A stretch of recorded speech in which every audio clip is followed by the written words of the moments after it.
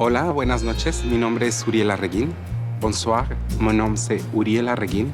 Je suis chorégraphe, danseur professionnel et aujourd'hui on va présenter la communauté mexicaine du Québec.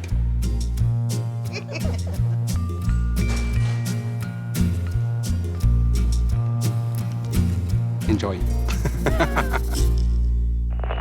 Mais d'abord, nos familles chinoises.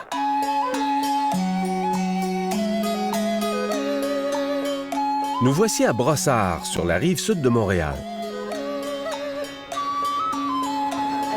Depuis une quinzaine d'années, cette ville prend des airs d'Orient. C'est que de nombreux immigrants chinois ont choisi de s'y installer. Parmi les premiers acquéreurs chinois de ces typiques maisons de banlieue, il y a notre vedette, le chef cuisinier, Jean Chen. Bienvenue, entrez. Jean Chen nous guidera à travers sa communauté, une communauté en pleine croissance. En effet, la Chine constitue aujourd'hui l'un des principaux pays d'origine des immigrants qui s'installent au Québec. Bon, je suis en train de préparer des poivrons sautés aux crevettes et avec du basilic. Oui, c'est un plat de la région de Sichuan. Jean Chen a élaboré plusieurs recettes, autant pour les restaurants que pour le commerce. Il est aussi professeur à l'Institut culinaire de Montréal, où il enseigne notamment l'art de la cuisine au wok. On utilise le wok parce que c'est un équipement de cuisine très important dans la cuisine chinoise ou bien la cuisine asiatique. Et puis ça fait cuire la nourriture d'une façon très vite en gardant toute la matière nutritive des aliments. Il collabore régulièrement à des émissions de télévision comme chef invité. Selon Confucius, le ciel est rond, la terre est carrée. Il s'est donné comme mission de faire connaître l'essence de la cuisine chinoise aux Québécois. Le ciel, c'est toujours... La cuisine chinoise, c'est une cuisine très saine et puis idéale pour la santé parce qu'on fait tout le temps l'équilibre entre le yin et le yang. Donc, dans tout exemple, tout à l'heure, je vais vous présenter mon plat. Donc, mon plat, c'est un plat de crevettes. Donc, les crevettes sont extrêmement yang, c'est-à-dire le principe concepteur, là. Si on traduit tel quel en français, le yin, c'est le principe récepteur. Donc, le yang, on utilise le yang des crevettes, extrêmement yang, très riche en cholestérol. Si on mange les crevettes seulement comme ça, là, pour moi, c'est presque mortel. Donc, c'est la raison pour laquelle je devrais mettre des légumes, les poivrons, les piments cabanènes dedans, pour équilibrer le yang. Donc, j'ajoute un peu de yi. Et surtout, j'ajoute du basilic qui est très riche en chlorophylle. Donc, c'est pour la digestion, pour faire digérer du cholestérol des crevettes. Vous savez bien qu'en Chine, selon notre sage Confucius, on a un dicton, « Yi si wei tian », c'est-à-dire le manger est aussi important que le ciel. Donc, sans nourriture, c'est la guerre et puis c'est la pagaille. Homme orchestre, Jean Chen est l'un des instigateurs du célèbre Jardin de Chine au Jardin botanique de Montréal. Il enseigne le mandarin aux Québécois et le français aux nouveaux arrivants chinois. Il est aussi le guide officiel du quartier chinois de Montréal. Jean Chen est originaire de la province de Fujian, dans le sud de la Chine. Avec une population qui dépasse 1,3 milliard d'habitants, la Chine est le pays le plus peuplé de la planète. Plus de 20% de la population mondiale y habite. La Chine, qui signifie « pays du milieu » en mandarin, est l'héritière de plus de 4000 ans d'histoire. Beijing est la capitale historique et culturelle, mais le centre économique est Shanghai. Important partenaire économique du Canada, la Chine est la deuxième puissance économique mondiale derrière les États-Unis.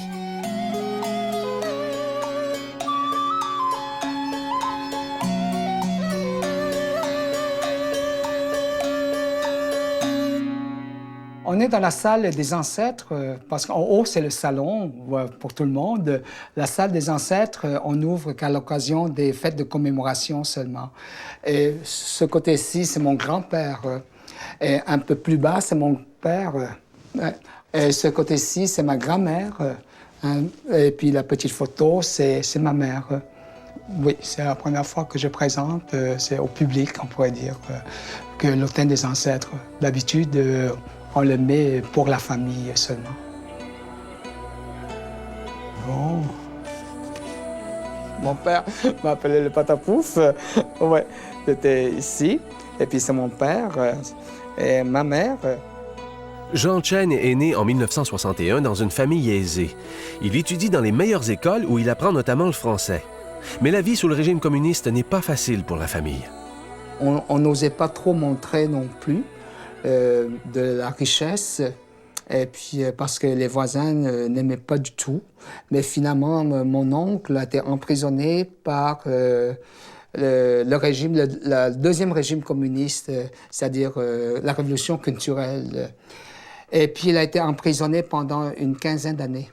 Du temps de la révolution culturelle, on éliminait toutes les lettrés, là, c'est-à-dire pour refaire une autre génération chinoise. C'est la raison pour laquelle on l'a emprisonné. Très impliqué au sein des associations culturelles chinoises du Québec, Ping Wang connaît bien cet épisode sombre de l'histoire de son pays d'origine. Avec le régime communiste, on promouvoit beaucoup les personnes qui travaillent manuellement, c'est-à-dire les ouvriers, les paysans et les soldats. Être intellectuel, ce n'est pas la catégorie valorisée. On était rejeté par la société. On est à l'écart des autres. Alors pour les jeunes, surtout pour les enfants de ces gens-là, ils vont se sentir comme à l'école le rejet.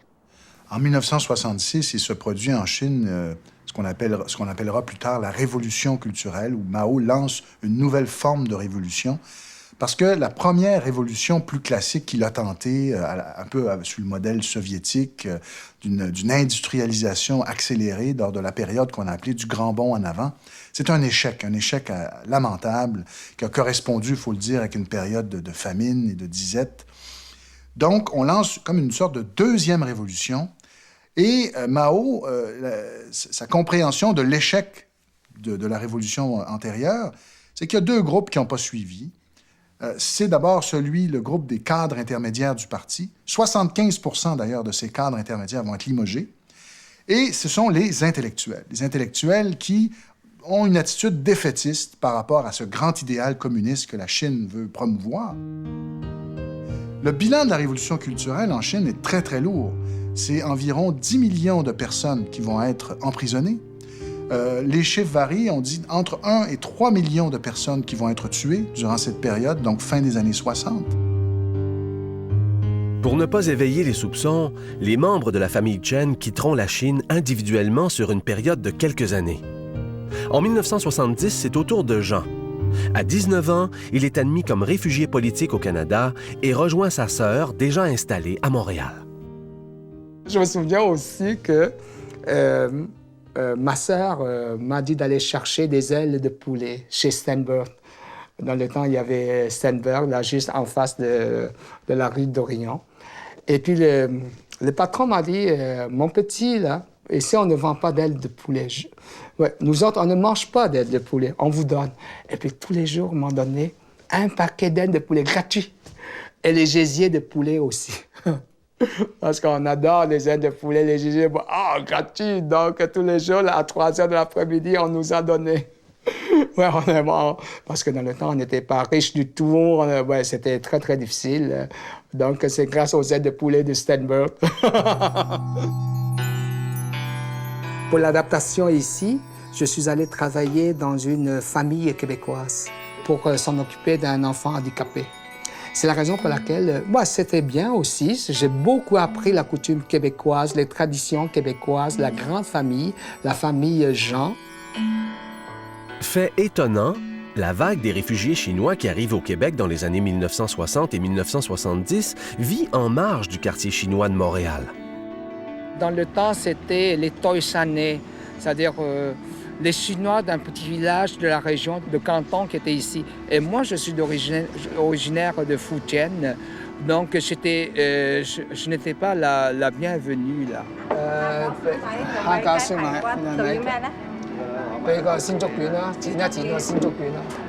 Les premiers Chinois qui arrivent au Québec et au Canada, c'est dans la deuxième moitié du 19e siècle. Ce sont des Chinois qui viennent du sud, des Cantonais. Et ils viennent ici pourquoi? Essentiellement pour travailler sur le chemin de fer. qui va, dans le fond, relier l'Est et l'Ouest du pays. Les travaux se terminent en 1885, à peu près, au milieu des années 1880. Et donc, beaucoup de Chinois vivent, à ce moment-là, en Colombie-Britannique, là, à l'extrême ouest, donc, du chemin de fer qui est terminé. Et donc, ils font face, il faut le dire, à beaucoup de xénophobie. Beaucoup de gens dans ce coin-là disent « il y en a trop de Chinois, c'est dangereux, il faudrait les retourner chez eux. Est-ce qu'on ne devrait pas adopter un moratoire sur l'immigration chinoise? » Et là, on va mettre sur pied une commission royale d'enquête sur l'immigration chinoise qui va être présidée par un ministre fédéral, mais un Canadien-Français, Adolphe Chapleau, un ancien premier ministre du Québec. Et on va un peu couper la poire en deux. On va dire oui, on va continuer d'accepter des Chinois, mais ils vont devoir payer une taxe d'entrée. En 1901, cette taxe est de 100 $, c'est quand même beaucoup. Et en 1904, elle va être relevée à 500 $, ce qui montre bien qu'on en veut, mais pas trop, et on en veut des fortunés. Donc, c'est un peu les ancêtres, finalement, de nos immigrants chinois investisseurs. Beaucoup de ces Chinois-là vont soit rester là, ou soit vont venir s'installer à Montréal, qui est quand même la capitale économique du Canada au tournant du 20e siècle. C'est à cette époque qu'aurait été créé le célèbre pâté chinois, proclamé plat national du Québec par les lecteurs du Devoir en 2007. On dit qu'il était servi aux ouvriers du chemin de fer. Il n'avait donc de Chinois que les destinataires, pas les créateurs. Une chose est certaine, le pâté chinois n'existe pas en Chine. Moi, j'adore le pâté chinois à condition qu'il y ait beaucoup de ketchup dedans, là. J'adore le vrai ketchup, là. Le quartier chinois de Montréal est le quartier ethnique le plus visible de la ville. On l'appelle ainsi depuis 1902. On raconte qu'à l'époque, la population totale du quartier était de 8 Chinois. Habitant pour la plupart à l'arrière de leur boutique, les Chinois vont rapidement métamorphoser ce coin de Montréal. Maintenant, le quartier chinois, ce n'est plus un quartier chinois tel quel, résidentiel, mais c'est plutôt un quartier chinois commercial et touristique. Donc, vous voyez, ici, c'est la rue La Gauchetière, la rue centrale du quartier chinois. Il y en a beaucoup de restaurants, d'épiceries, de salons de coiffure, de salons de santé aussi, ainsi qu'il y a des herboristes et puis beaucoup de naturopathes chinois là, qui travaillent sur cette rue, là, dans ce quartier chinois. La communauté chinoise, qui compte environ 90 000 personnes, est aujourd'hui dispersée un peu partout dans la région métropolitaine, avec une forte concentration sur la rive sud. Au fait, d'où vient cet attrait pour Brossard? Bon, pourquoi les Chinois aiment Brossard? C'est le mot Brossard, ça flash, et puis tous les Chinois acceptent d'acheter des maisons à Brossard. Ça fait augmenter, c'est le prix des maisons à Brossard. Vous voyez bien Brossard, si vous regardez de Brossard vers Montréal, Brossard est plus élevé. Donc, et c'est en longueur, c'est comme sur le dos du dragon.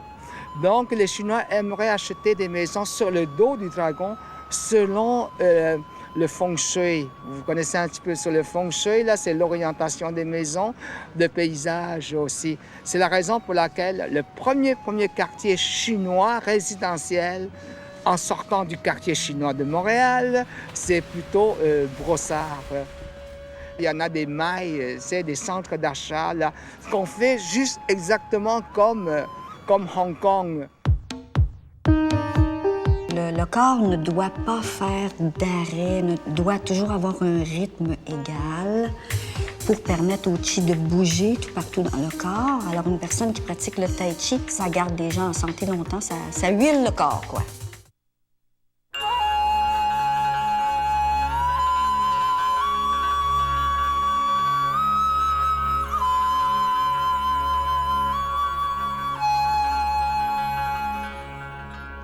Nous sommes maintenant au Jardin de Chine, Jardin botanique de Montréal.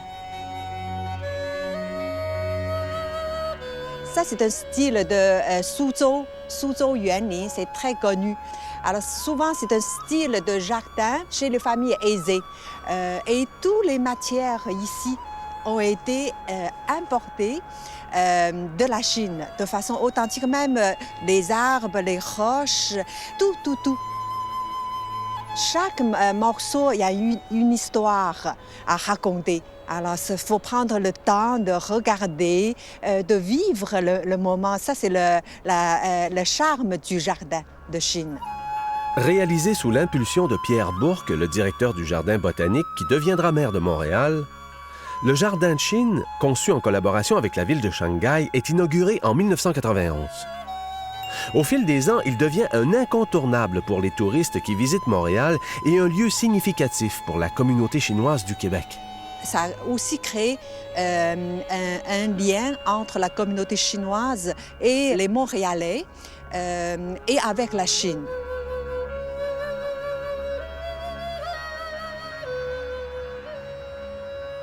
Comment tu te sentais? Fatigué surtout. Depuis combien de temps? Le mois de septembre. Diplômée des plus grandes écoles de médecine traditionnelle chinoise, l'acupunctrice Aina Zhang exerce sa profession au Québec depuis 1992. Avec James, son mari, elle souhaite mettre les connaissances médicales millénaires des Chinois au service des Québécois. Si les gens sont malades, parce que le yin et le yang n'est pas un bon équilibre, okay? Ça cause la mauvaise fonction de nos organes internes et la mauvaise circulation d'énergie vitale qui s'appelle qi.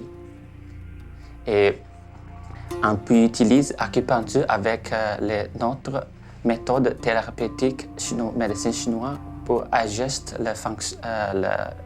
l'équilibre de qi, yin et yang. Et donc, on peut traiter beaucoup de maladies. Enseignée au niveau collégial, l'acupuncture prend lentement sa place au Québec. Tu vas rester comme ça pour 25 minutes. Okay. Tu te relaxes-toi.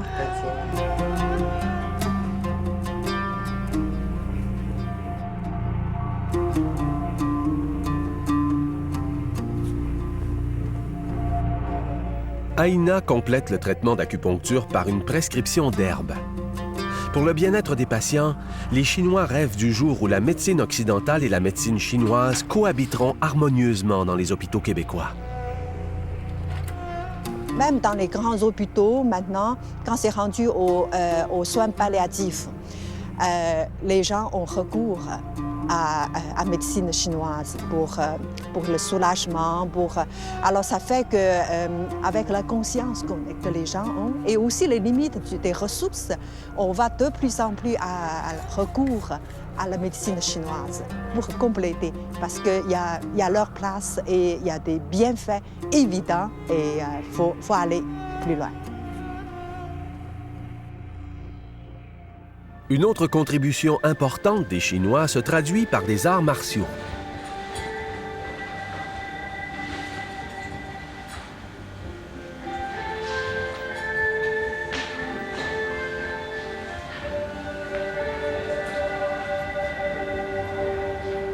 Sifu Gabrielle, une Québécoise originaire de Matane, a littéralement adopté la culture chinoise. Maître de Kung-Fu et professeur de Tai Chi, elle enseigne les arts martiaux à l'Institut Kailang dans le quartier chinois depuis 1981. Straight. Not bad. This is straight. Yeah. Ben, le Tai Chi, c'est aussi un art martial, mais c'est interne. Donc, c'est basé sur le contrôle de l'énergie interne.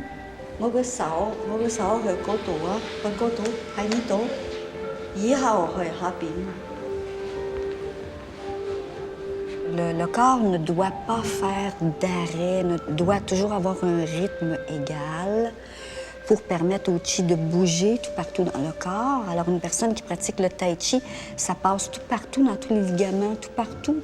Alors, c'est excellent pour ne pas avoir de problèmes d'arthrite, des choses comme ça. Ça garde les gens en santé longtemps, ça huile le corps, quoi.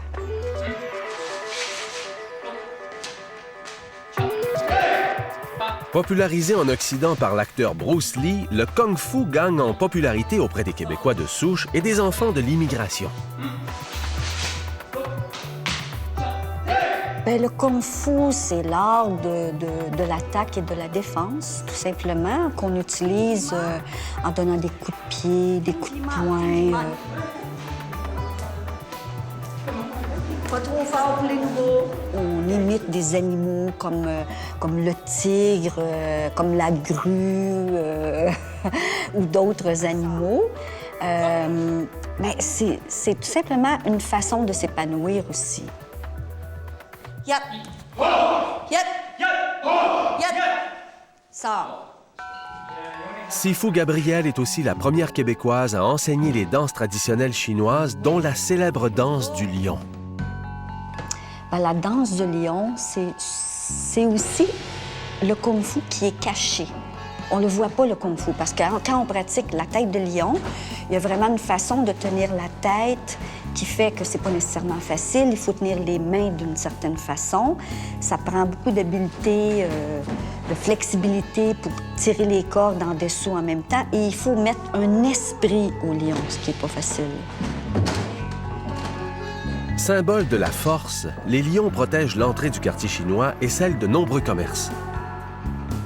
Bon, on est au restaurant Furama. Ouais, vous voyez bien, à la porte du restaurant, il y a toujours 2 lions, le mâle et la femelle avec un lionceau. Vous voyez bien que le mâle, dans la bouche du mâle, il y a une petite boule. Ça, c'est la boule d'énergie. Ici, on n'a pas volé. Ouais, ça reste là tel quel. Ce sont des lions en marbre pour la protection du restaurant et puis contre les voleurs et contre les mauvais esprits. Depuis les années 1990, la communauté chinoise du Québec s'enrichit de milliers d'enfants adoptés. Au Québec, la Chine est le pays le plus populaire pour l'adoption. C'est plus découpé ou dessiné que t'aimes le mieux? C'est de là que provient près de la moitié des enfants adoptés. Découpé et dessiné. Les deux, hein? Les deux égales. Martine et André s'y sont rendus en 2004 pour aller chercher leur enfant.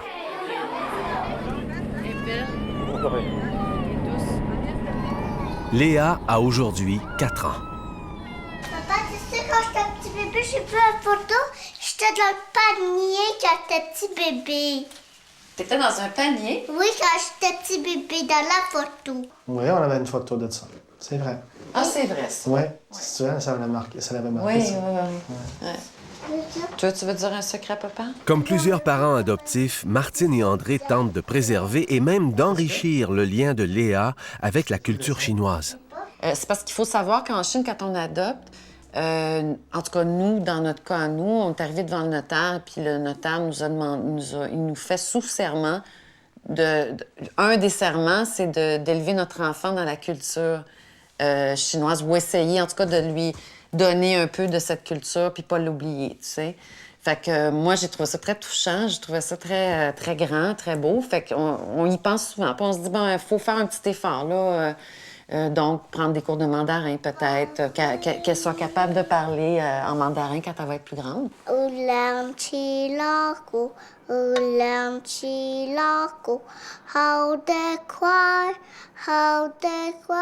On s'est rendu compte que Léa, elle va toujours avoir 2 cultures. Hein. Je veux dire, tout le monde va la voir, elle est chinoise, puis elle est née en Chine, etc. Moi, je trouve ça important qu'elle puisse connaître un peu des deux, puis d'être capable de choisir des éléments des deux pour savoir c'est quoi sa propre identité. C'est la période des célébrations du Nouvel An dans le quartier chinois. La communauté chinoise de Montréal se mobilise pour organiser une fête toute spéciale pour ses petits-enfants adoptés par des familles québécoises. Mais ils les voient aussi comme leurs enfants autant que nos enfants. C'est drôle. C'est bien. Alors maintenant, je vais annoncer les cadeaux. À titre de présidente du Festival de la culture chinoise de Montréal, Ping Wang est aussi en charge de cet événement. Du comité organisateur. Pour nous, c'est une occasion de s'exprimer nos reconnaissances à ces familles-là et surtout notre soutien. On dit la communauté chinoise est là. Si vous avez besoin, alors on est là, on fait des choses ensemble pour transmettre les valeurs importantes pour nous, qui est les valeurs familiales, l'harmonie et l'attachement profond entre les êtres chers.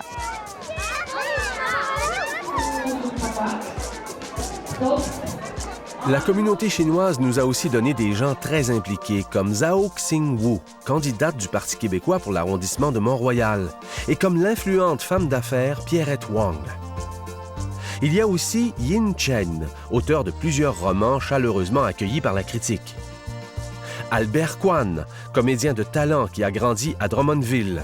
Liu Fang, virtuose du luth chinois, et l'excellent chef, notre vedette, Zhang Chen. Lui qui, à 18 ans, croyait quitter son pays pour toujours, il en est devenu un ambassadeur hors pair.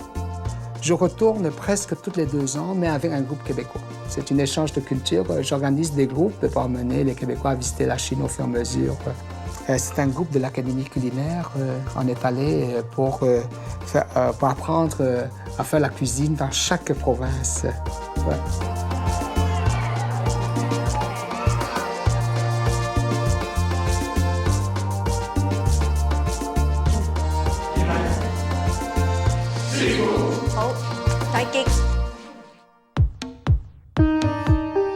Ici Uriel Larreguin. Dans un instant, on va découvrir la communauté mexicaine du Québec.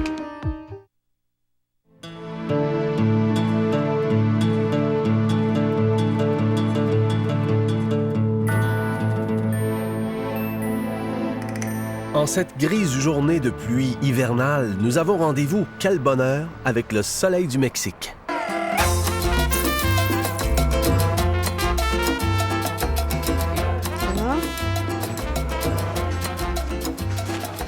Merci, bonne soirée. Le danseur et chorégraphe Uriel Arreguin sera notre guide pour découvrir la communauté mexicaine du Québec. Et ici, voilà, c'est le studio 42. C'est ici que moi j'enregistre les matchs des étoiles chaque mardi. Bien connu des Québécois grâce à ses performances remarquées à l'émission Le Match des étoiles, la carrière d'Uriel Arreguin en sol québécois commence dès son arrivée chez nous, en 2003. Il charme alors le public du Casino de Montréal dans les productions Rock'n'Roll et Bombay Blue. Par la suite, les comédies musicales Broadway et Dalida l'amènent en tournée à travers le Québec. On lui doit aussi quelques magnifiques chorégraphies au cinéma. Je connais la danse depuis que moi je suis né. Depuis que moi j'ai commencé à bouger, j'ai commencé à danser. La danse est partie de ma famille, comme la musique et le chant. Tout le temps on a dansé. Mais moi j'ai découvert dans mon corps que chaque fois que moi j'ai dansé, je voulais danser tout le temps. So, j'ai commencé à bouger, j'ai commencé à danser. Et chaque fois j'ai fait plus de mouvements, j'ai trouvé que c'était facile pour moi de danser. Et surtout qu'il avait quelque chose qui m'a mis ailleurs. Et c'est ça que moi j'ai appris que la danse, c'est vraiment ma passion. Parce qu'il aime partager sa grande passion pour la danse, Uriel est aussi coproducteur et chorégraphe d'une série de DVD de danse latine très populaire au Québec. Son approche allie la danse et la mise en forme. Uriel Arreguin est né dans la région d'Acapulco, au Mexique.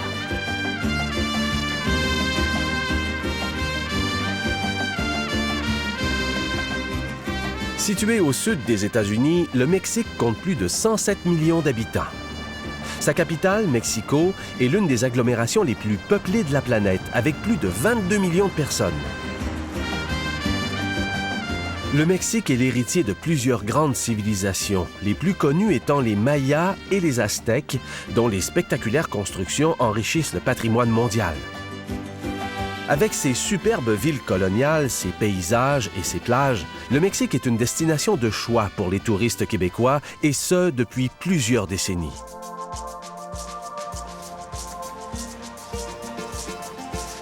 Nous sommes au quartier Ville-Marie, dans les côtés est. Je viens d'acheter une nouvelle maison. Voilà, c'est le 2307. Ça, c'est mi casa et su casa. Et au Mexique, toujours on dit comme ça, et c'est part de notre culture, et ça c'est vrai. Toujours quand tu arrives au Mexique, il va y avoir une personne qui te va dire « Mi casa es tu casa, j'ouvre la porte et ma maison c'est votre maison. Bienvenue ». Dans cette maison chaleureuse l'attend Viridiana Bustos, grande amie et précieuse collègue. Uriel l'a invitée pour partager son histoire. Danseuse professionnelle comme lui, Viridiana a émigré du Mexique en 1995. Ma famille n'habite pas ici, c'est pour ça que moi, je prenais Viridiana pour être ici avec moi. Et tout le temps, on est ensemble dans toutes les choses qu'on a à faire. On est plein de projets ensemble. On fait des DVD, on danse ensemble, on fait l'émission ensemble. On fait beaucoup de choses ensemble. À la fin, on n'est pas un couple, mais on est meilleurs qu'un couple parce que je pense qu'on partage beaucoup de choses très belles. On a grandi ensemble dans les niveaux professionnels. Et comme Uriel dit, moi aussi, quand il est arrivé ici, je n'avais pas de la famille. Quand je l'ai rencontré, je me sentais comme si c'était le frère que je n'ai pas ici à Montréal. Oui. En première, ça c'est ma famille. Oh, Uriel! On est 10. Et moi, je suis Oh my God, Uriel. le numéro 8e. 10 avec ma mère parce que ma père est décédé. Ça, c'est mon petit frère. Uriel grandit sur un ranch dans la région d'Acapulco jusqu'à ce que de graves problèmes financiers forcent sa famille à déménager en ville près de Mexico. Il a alors 6 ans. A été une situation difficile pour nous. So, on a commencé vraiment zéro. On habitait presque tout dans 2 chambres et on a commencé à travailler, à faire des affaires. Moi, j'ai commencé à travailler quand moi j'avais 13 ans. 4. Malgré les difficultés, Uriel étudie la danse avec les plus grands. Et jusqu'à son départ du Mexique à l'âge de 28 ans, il mène une carrière professionnelle très active. Ça, c'est une photo d'une comédie musicale, de Kiss of the Spider-Woman. Au Mexique, moi, j'étais super bien. J'ai fait plein d'affaires. Mais j'ai arrivé dans un niveau que j'étais dans le moment où je continue, mais dans notre pays, où je reste là-bas. Et j'étais encore jeune. Il faut dire que dans l'univers de la danse, Montréal s'est taillé une excellente réputation à travers le monde. La métropole est reconnue pour son dynamisme et sa créativité. Le Grand Ballet canadien, c'est connu pour une compagnie très bonne de ballet qui se reconnaît partout dans le monde. Alors ça, c'est une bonne chose. Mais les ballets jazz, parce que moi, mon style préféré, c'était les jazz. Alors moi, comme danseur, c'est ça que je voulais. Je voulais danser dans une compagnie comme ça. 1, 5, 6, 7. 1, 2, 3, 5, 6, 7. Yeah. Quelles sont les motivations qui peuvent bien pousser les jeunes Mexicains à quitter leur pays? L'anthropologue d'origine mexicaine Cristina Boeles, arrivée au Québec en 1976, les connaît bien. Pour le Mexicain qui vient ici, il vient pour travailler, pour rencontrer aussi la paix de la tête. Parce que la violence aussi, parce que si tu n'avais pas d'une bonne économie, tu as des personnes qu'il faut que... Il y a beaucoup de violence aussi. Il y a aussi les narcotrafiquants. Donc le Mexique, c'est un pays de contraste. En apparence, c'est un pays qui a l'air à se porter assez bien, un gros marché de 100 millions d'habitants, la 10e économie mondiale, un secteur industriel émergent, avec plusieurs entreprises occidentales qui vont s'installer au Mexique, un secteur touristique aussi florissant. Le 2e homme le plus riche, selon la revue Forbes de 2008, Carlos Slim, est un Mexicain avec des actifs de 60 milliards. Le problème, c'est qu'il y a cette image, mais il y a en même temps un Mexique où il y a d'énormes écarts sociaux, un pays où tout le système d'éducation ne favorise pas la mobilité sociale, le système d'éducation qui fonctionne pas très bien, un pays où il y a beaucoup de corruption, où il y a une élite au pouvoir qui se maintient, qui se perpétue. Et ça, quand il n'y a pas vraiment d'avenir pour un certain nombre de gens, la seule réponse, la seule solution, c'est l'immigration. L'immigration où? En premier lieu, vers les États-Unis. Il y a en ce moment aux États-Unis, les chiffres de 2006, il y aurait 28 millions d'Américains d'origine mexicaine. Vous imaginez, c'est très important.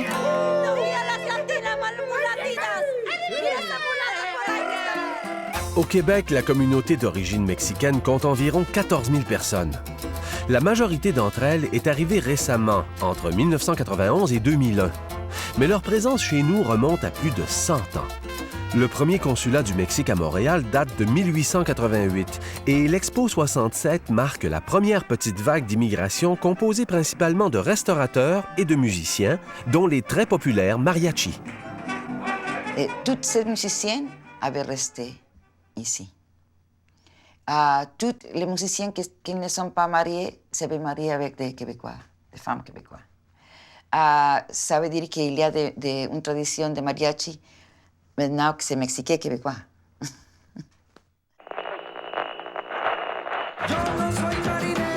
Je pense que tout le travail, c'est exigeant. Ça dépend de la personne. Il y en a de chaque chose pour tout le monde, je pense.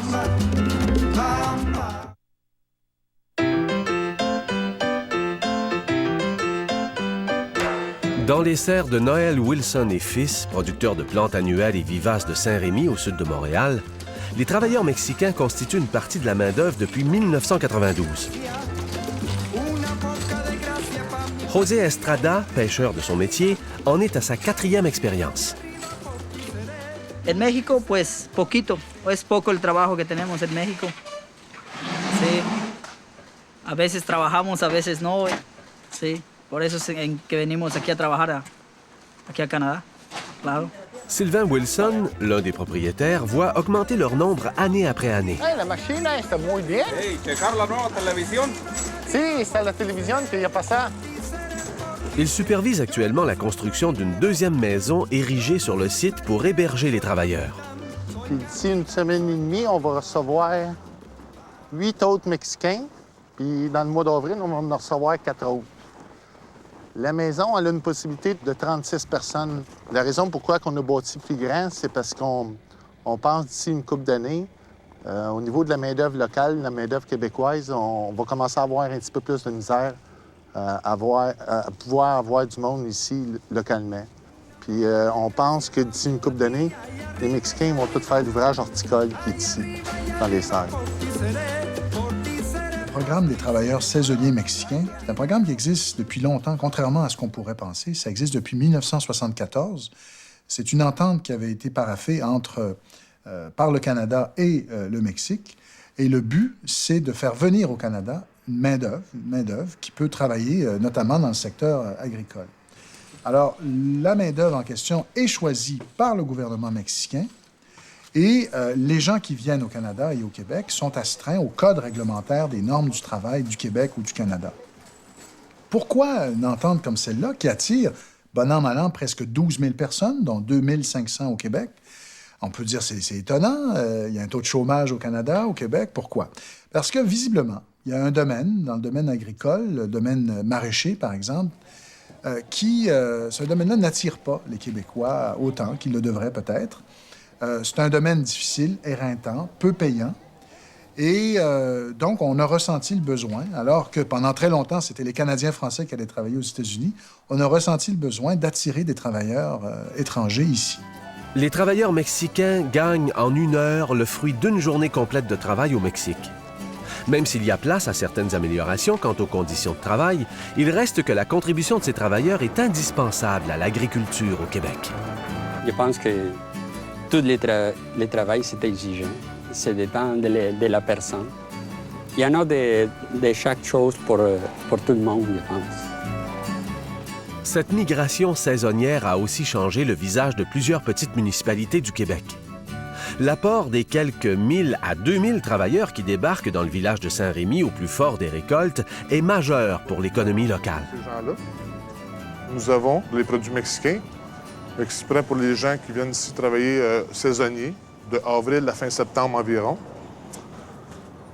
On a un fournisseur qui est du Guatemala. On est un petit village, tu sais, de 6 000 personnes environ. Fait que c'est certain qu'avec cette affluence-là, qui fait beaucoup plus, on monte un chiffre d'affaires, effectivement. Ils nous demandaient au début, je me rappelle, des œufs ou du lait, qu'on ne savait même pas prononcer dans cette langue-là. C'était déjà... on y allait plus avec les gestes qu'avec d'autres choses pour se faire comprendre entre nous autres, là, parce que sans ça... Oui, j'aime bien le côté langage de ça. C'est une troisième langue qu'on pourrait apprendre, nous autres, pour nous autres ici à Saint-Rémy, entre autres.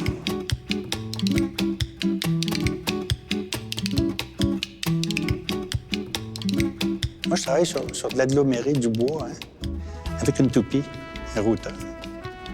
Et les lignes qu'on voit, là, c'est les lignes de la toupie. René Derouin est un artiste québécois de réputation internationale. Depuis plus de 50 ans, son œuvre et sa carrière sont profondément influencées par le Mexique. Il a même été honoré de l'Ordre mexicain de l'Aigle aztèque, la récompense la plus importante octroyée à un citoyen étranger par le gouvernement mexicain. Cette magnifique fresque a été commandée à l'artiste pour orner la salle d'études du Collège Jean de Brébeuf à Montréal. René de Rouen est fasciné par l'art mural mexicain, un art public qu'il a découvert lors de son premier voyage là-bas. Quand je suis arrivé au Mexique, moi, j'avais 18 ans, je me suis rendu compte que je quittais d'un pays, là, le Québec ou le Canada, qui avait peu de culture publique. Au Québec, dans les années 50, l'art n'est pas intégré dans notre société. C'est un art d'élite. Quand j'arrive au Mexique, je me rends compte que l'art est devenu un grand débat social et engagé contre la guerre, contre les injustices sociales. Les artistes sont polémiques, ils écrivent dans les journaux, ils font des tracts. Moi, j'ai été formé beaucoup en gravure, là. Et quand ils font de la gravure, c'est des gravures à message qui portent contre la guerre du Guatemala dans le temps, contre les injustices sociales. Ça, c'est l'école mexicaine. Moi, je suis formé beaucoup à ça. Mais au-delà de sa démarche artistique, l'artiste a l'impression de retrouver ses ancêtres au Mexique. Dans chacun de nous, on a une part d'Amérindiens, métis. Quand je fraye avec ces gens-là, j'ai l'impression d'être chez moi puis de voir un peu ma famille parce qu'ils ont les mêmes sources populaires, ils ont le même catholicisme de base. Ils ont les mêmes types d'origine, de gens du peuple, près du territoire, qui ont une culture populaire très forte, puis assez simple de communication. La différence, c'est la langue. Et là, je me rends compte que c'est comme des gens de ma famille.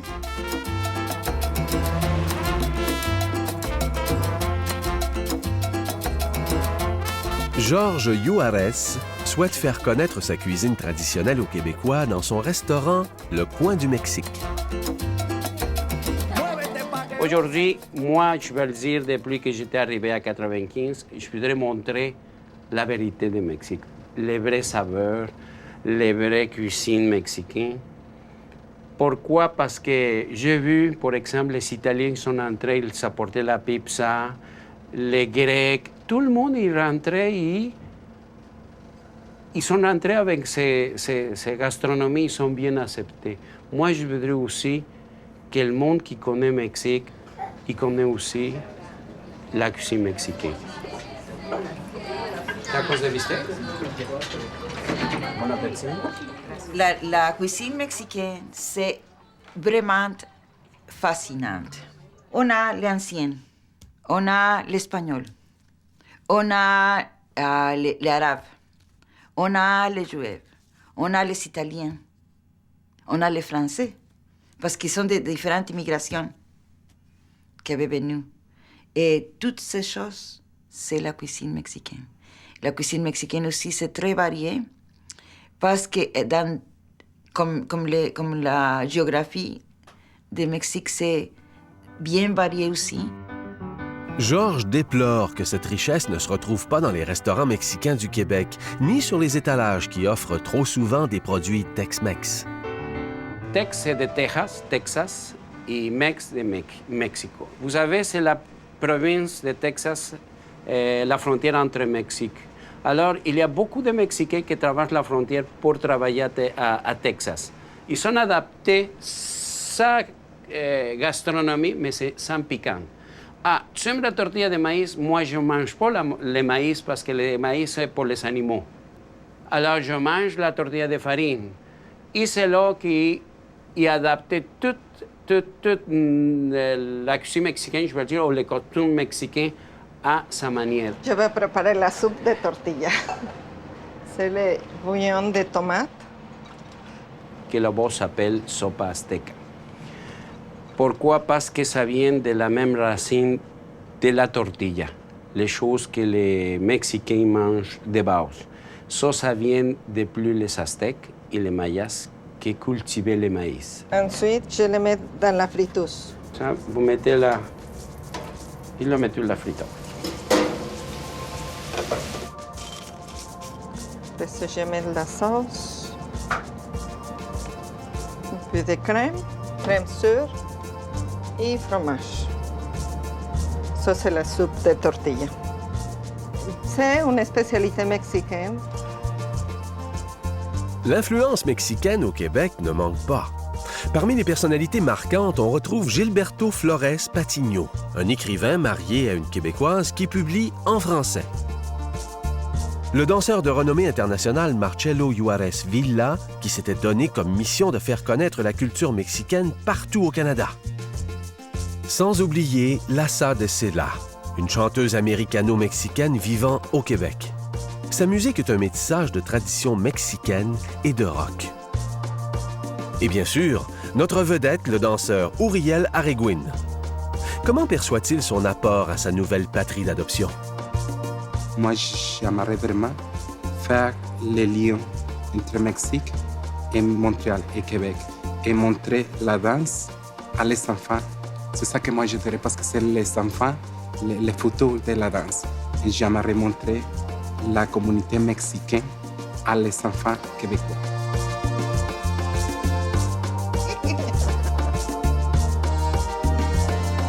Muy poquito.